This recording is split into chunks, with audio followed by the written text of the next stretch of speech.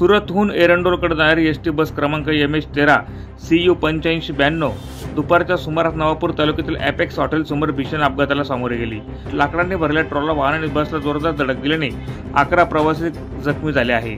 प्रत्यक्षदर्शींनी दिलेल्या माहितीनुसार महामार्गावरील खोल खड्डा चुकविण्यासाठी बस चालकाने वाहन बाजूला घेतले असता समोरून येणाऱ्या ट्रॉला गाडीने बसला ठोकर दिली। या धडकेत बस चालक, वाहक, ट्रॉला चालक व एकूण 11 प्रवासी जखमी झाले आहे। अपघाताची माहिती मिळताच नाळीज धाम येथील रुग्णवाहिकेचे पायलट सुरेश वसावे यांनी तात्काळ धाव घेऊन सर्व जखमींना उपजिल्हा रुग्णालय नवापूर येथे दाखल केले।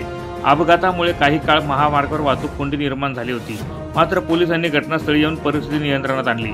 जखमींमध्ये पंकज वळवी 74, विशाल कुंभारे वय 35, यास्मिन काटिक वय 50, प्रकाश मोरे वय 64, संदीप पाटील वय 39, शेख कलीम काटिक वय 55 वर्ष, इम्रान शाह वय 40 वर्ष, नईम हुसेन वय 40 वर्ष, नशिबी शेख हरून वय 63 वर्ष, शबाना खाटिक वय 40 वर्ष, तुषार राठोड वय 35 वर्ष यांचा समावेश आहे। या घटनेमुळे प्रवासी व स्थानिक नागरिकांमध्ये संतापाची लाट उसळली आहे।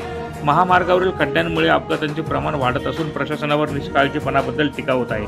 नागरिकांनी तातडीने रस्त्यांची दुरुस्ती करण्याची मागणी आता समोर आली आहे। प्रतिनिधी प्रवीण चव्हाण, माझा महाराष्ट्र न्यूज, नंदुरबार।